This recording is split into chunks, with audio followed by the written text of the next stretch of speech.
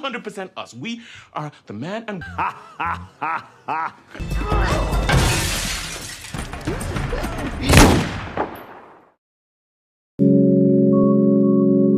Halo kaum mageran, back with Dan di Mari.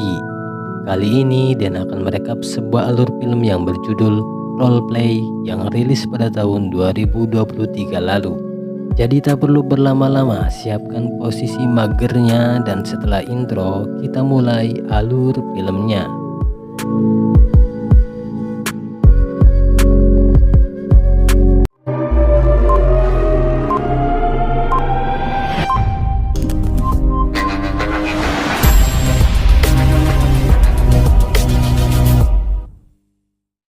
Kisah akan berfokus pada seorang wanita cantik bernama Emma yang sedang menjalankan tugas dari seorang pria lewat sebuah panggilan telepon. Thank you. And our friend? Gotta go. Hi there. Setelah menjalankan tugas di Buenos Aires, Argentina, Emma menghapus penyamaran dan kembali pada penampilan aslinya. Setibanya di rumah, Emma disambut oleh kedua anaknya. Pada suaminya Deb, Emma mengaku jika dia baru saja kembali dari Nebraska, melakukan perjalanan domestik sebagai manajer perusahaan tempatnya bekerja. Padahal dia baru saja pulang dari luar negeri. Emma juga lupa jika hari itu adalah anniversary ke-7 tahun pernikahan mereka. Dan hal itu cukup membuatnya merasa sangat bersalah. 6-hour team building glassworks tour on the is never gonna happen in Plattsmouth, Nebraska. Happy anniversary. Keesokan paginya, saat Emma menyiapkan sarapan bagi keluarga kecilnya, tiba-tiba Raj, orang yang selalu mengatur pekerjaan untuknya, mengabarkan jika kliennya puas atas pekerjaan yang Emma lakukan di Buenos Aires dan mereka telah menerima bayaran untuk pekerjaan tersebut. Raj juga memperingatkan Emma untuk tak terlalu mencolok, sebab fotonya kembali muncul di list buronan situs gelap dan beruntung Raj sudah menghapus pesan sayembara tersebut. Raj kemudian memberikan tugas baru, namun Emma menolak karena dirinya baru saja tiba di rumah. Namun Raj terus memaksa Emma karena klien ingin tugas itu dilakukan oleh orang terbaik. Bahkan klien itu menawarkan bayaran yang besar dan uang itu cukup untuk melindungi Emma dari kejaran Sopran yang diketahui adalah kelompok yang membuat sayembara pada situs gelap tersebut. Buenos Aires job. Client happy, money was used, your picture popped up again on the darknet. Most shame. It's a lot of money.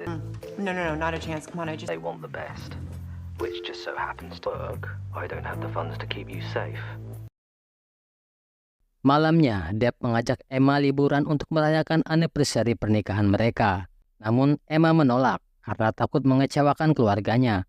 Karena setiap kali berjanji, dia selalu menggagalkannya. Something this weekend. favorite meal. The kids did fancy restaurant. I forgot our anniversary. Tak kehabisan akal, Deb kemudian memberi sebuah pakaian suster untuk digunakan istrinya sebagai fantasi hubungan suami istri mereka. Namun, Emma memiliki rencana lain. Emma mengajak Deb untuk bertemu besok malam di sebuah bar dan seolah-olah menjadi orang lain dengan nama samaran. Mereka akan pura-pura baru bertemu dan akan menyewa sebuah kamar hotel yang mewah di sana. Two strangers meeting in a bar. You're gonna meet by chance in the hotel bar tomorrow night. Paginya, Emma menceritakan rencana tersebut pada Kelly dan minta adik Deb itu untuk menjaga anak-anak mereka. Singkat cerita, malam harinya Emma lebih dulu tiba di Royal Grand, sebuah hotel mewah tempat janji kencan bersama Deb.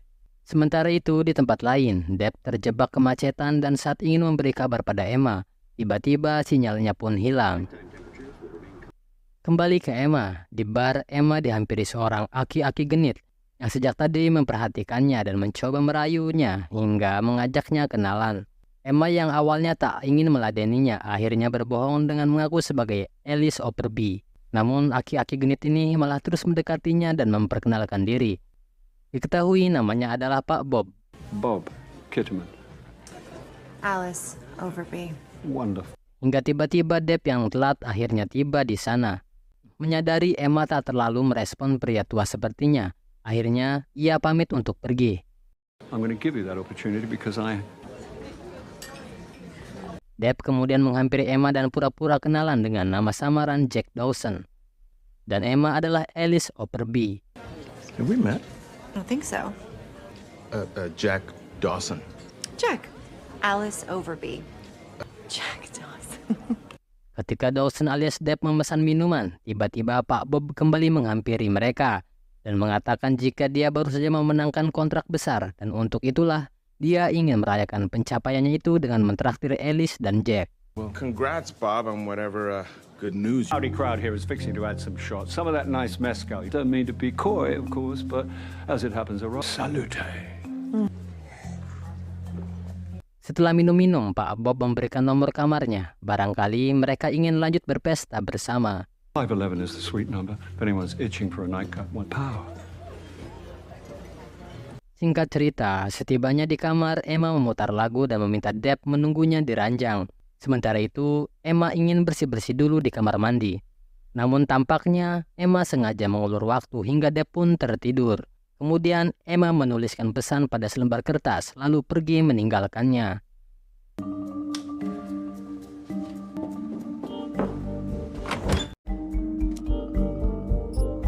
Ternyata, Emma mengunjungi kamarnya Pak Bob. Diketahui jika Pak Bob ternyata adalah seorang pembunuh bayaran yang baru saja menghabisi seorang diplomat. Pak Bob merasa beruntung saat tak sengaja melihat pembunuh bayaran yang paling dicari, yaitu Anna Peller, berada di hadapannya. Setelah memastikan jika dia tak salah sasaran, makanya tadi Pak Bob memberikan nomor kamarnya. Namun bukannya berniat membunuh Anna dan mengambil bayaran dari Sopren, Pak Bob malah bingung mengapa Anna keluar dari sindikat pembunuh bayaran terkemuka tersebut. Bahkan, Sopren hanya ingin Anna ditangkap saja dan tak boleh dibunuh. Di scene ini diketahui jika ternyata Emma adalah seorang pembunuh bayaran dengan nama asli Anna Peller, yang dulu bekerja untuk sindikat pembunuh bayaran bernama Sopren. Namun untuk alasan yang belum diketahui, Anna melarikan diri dan mengganti identitasnya, sehingga pimpinan sindikat Sopren yang bernama Gwyn Kerper memburu dirinya. Across the bar is a familiar face. So imagine my delight. Your face has a very large bounty. Stepped away to take a more careful look at your phone. And only Anna Peller. A hired killer breaks with the world's leading and goes off grid, and I'm not even doesn't want you dead, which come to. Dengan bagi hasil 60% untuk Bob dan 40% bagi Emma, Pak Bob mengajak Emma bekerja sama karena dia juga bukanlah pembunuh bayaran dari sindikat manapun dan hanya bekerja untuk bayaran tertinggi saja. Jika Emma menolak, maka dia akan menghubungi Sopren dan menerima imbalan atas dirinya. Jelas saja, Emma menolak dan mengatakan dia telah punya perantara dan tak berniat bekerja sama dengan siapapun, termasuk Pak Bob. Emma juga mengatakan jika minumannya Pak Bob tadi minum telah ia berikan racun, di mana dalam hitungan menit, Pak Bob akan berpindah alam. Saat akan mengambil senjata Pak Bob, Depp yang telah bangun menelpon dan menanyakan keberadaannya. Namun tiba-tiba Pak Bob yang belum tewas dan hanya buta akibat racun yang Emma berikan tersebut menembakinya. Setelah menutup telepon dari Depp, Emma dengan mudah langsung menghabisi Pak Bob.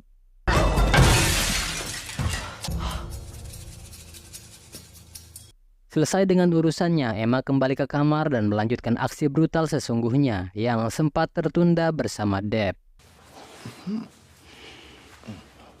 Setibanya di rumah keesokan harinya, ketika berkumpul bersama keluarga kecilnya, Emma terlihat serius mengirim pesan pada Raj, memberitahu apa yang telah terjadi semalam. Bahkan Emma mengabaikan Depp yang beberapa kali bertanya padanya.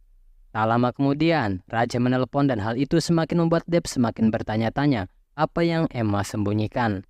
Raj lagi-lagi mengatakan agar Emma tak terlalu mencolok, sebab kejadian itu akan menjadi berita dan Gwyn Kerper pasti akan segera tahu keberadaan Emma. Raj lalu memerintahkan Emma untuk segera menuju ke bandara. News. You're 100% on Carver's radar now. I told you to stay low. Yeah, well, someone found. The last place you want to be right now is the airport. Sementara itu, di dalam rumah, Depp menerima telepon dari Kelly, adiknya, memberitahu jika ada berita pembunuhan di Hotel Royal Grand dan mengirimkan tautan berita tersebut kepadanya. Dan alangkah terkejutnya Depp ketika melihat korbannya adalah pria yang tadi malam sempat berbincang di bar bersama mereka. Depp yang panik lalu memberitahu Emma jika dalam berita tersebut polisi mencurigai sepasang pria dan wanita yang terlihat berbincang bersama korban, yang tak lain adalah mereka berdua.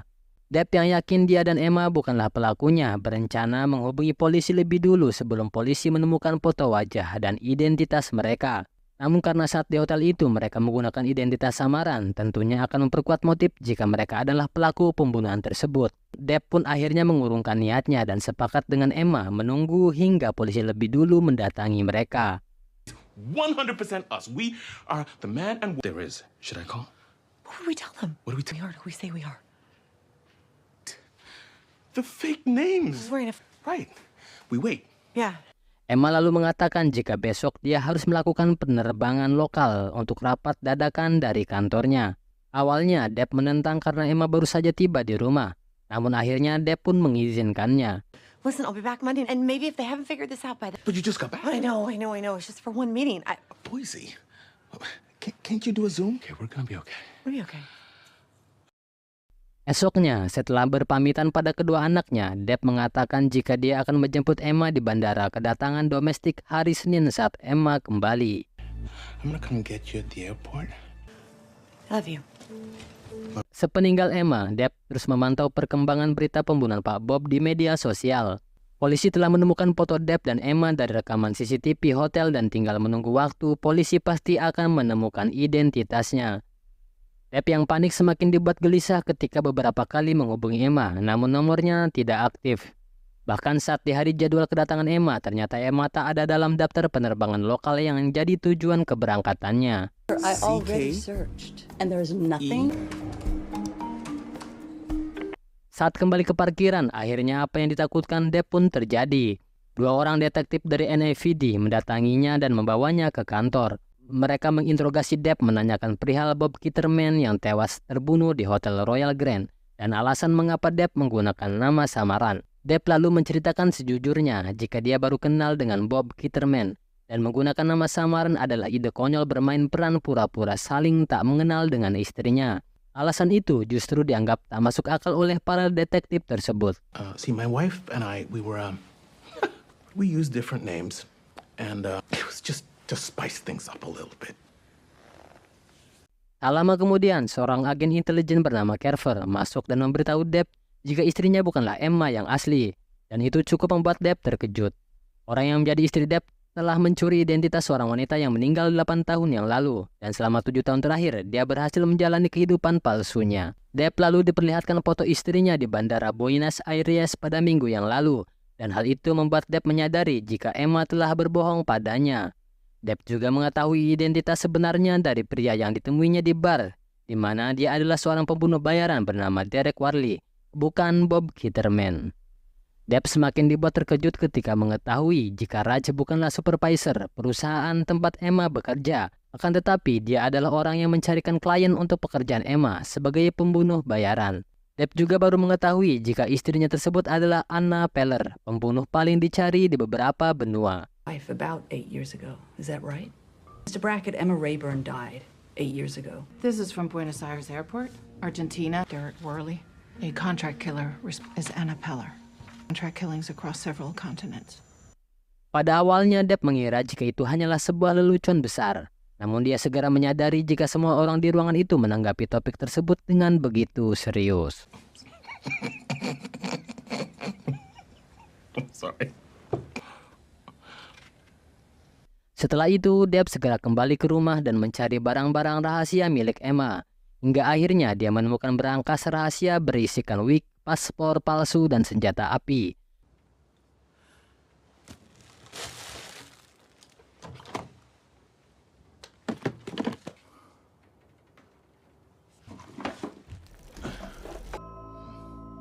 Setelah semua kebenaran mulai terungkap dan meskipun Depp mulai ragu untuk mempercayai istrinya tersebut, namun terlebih dahulu dia ingin berbicara dengan wanita yang dinikahinya sebelum mengambil keputusan karena dia begitu menyayangi istrinya tersebut. Semua itu dibuktikan saat Depp menolak upaya agen Carver untuk menggeledah rumah dan upaya agen tersebut untuk meyakinkan jika istrinya adalah seorang kriminal. Played you. More about what we can do for you by a criminal named Anna Peller. Think you need a warrant for that? Sementara itu, di Berlin, beberapa orang anggota Sopren telah membuntuti Emma yang sedang berusaha melarikan diri. Walaupun Emma telah berusaha mengecoh dan turun dari mobil Raj, namun mereka tetap mengikuti setiap langkahnya. Hingga akhirnya Emma berhasil melumpuhkan salah satunya.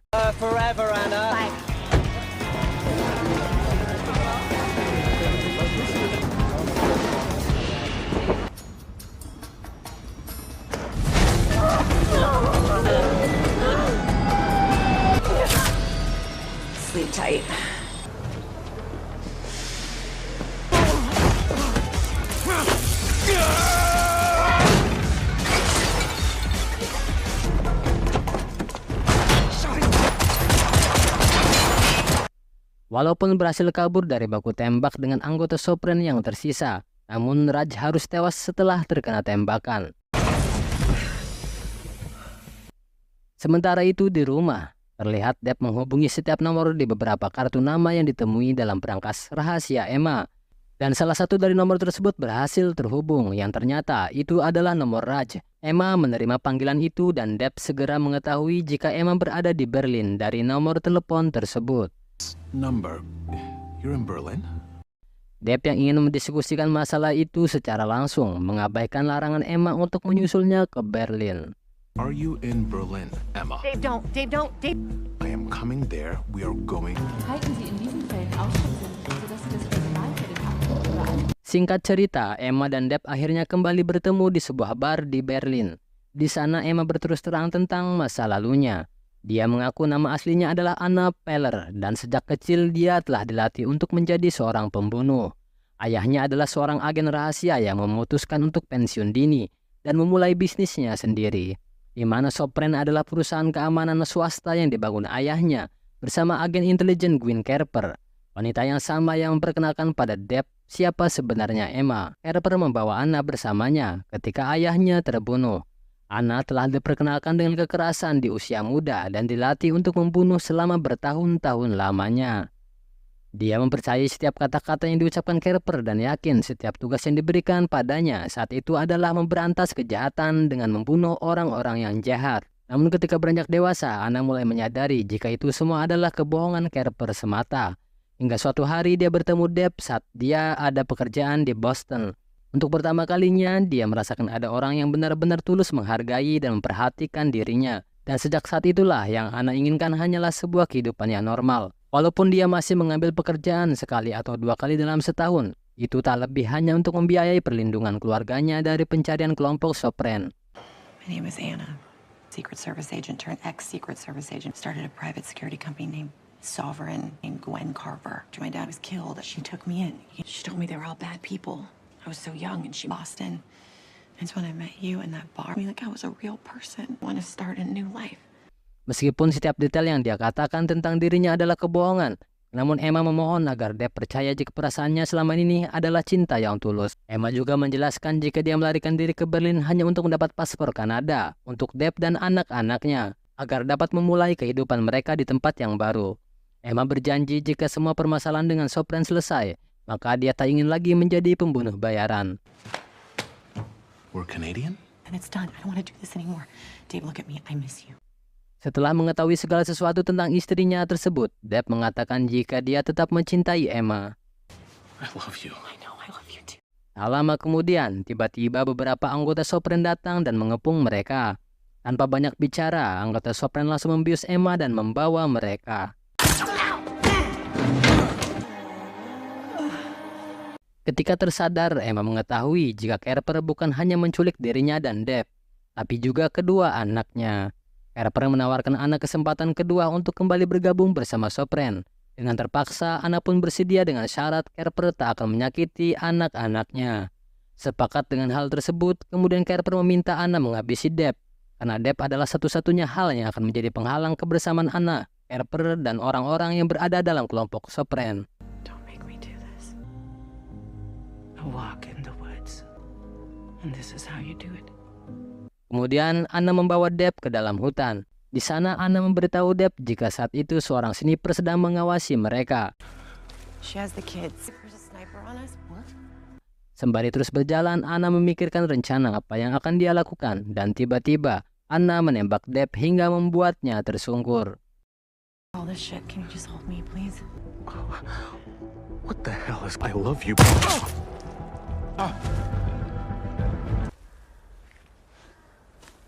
Kemudian, anggota Sopren lainnya memastikan jika Depp memang telah benar-benar Emma habisi. Dan ketika wanita tersebut memeriksa tubuh Depp, Emma menyerangnya tepat ketika pohon menghalangi pandangan penembak jitu yang mengawasi mereka.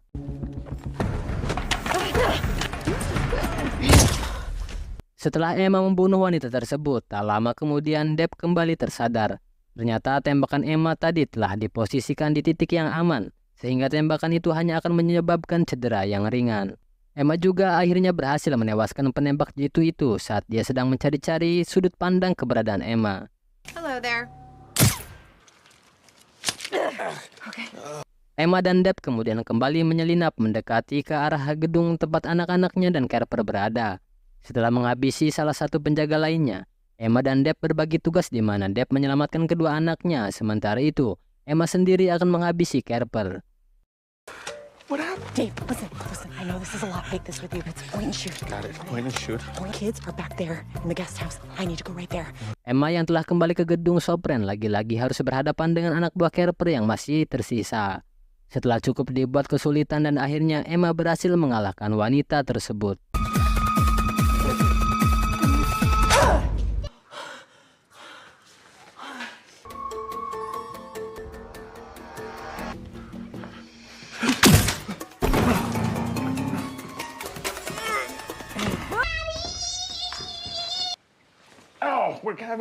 Singkat cerita, Carper yang berusaha melarikan diri dikejutkan dengan kehadiran Emma yang telah berada di sana. Setelah menembak Carper, Emma tak langsung menghabisinya karena Emma tahu dia telah menembak di tempat yang fatal. Maka perlahan Emma pergi menjauh kembali ke gedung menjemput keluarga kecilnya. What's wrong with Carlo? Carlo's sleeping. We don't want to wake him up. So bye, Bye, Carlo. Film ditutup dengan kebahagiaan Emma dengan keluarga kecilnya yang menjalani hidup normal layaknya orang biasa.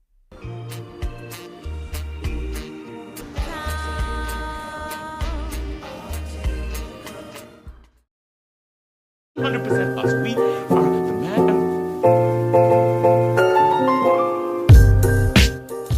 Dan saya ucapkan terima kasih kepada kalian yang sudah menonton alur film ini. Saya Kang Den pamit undur diri. Hampura, sampai jumpa kembali.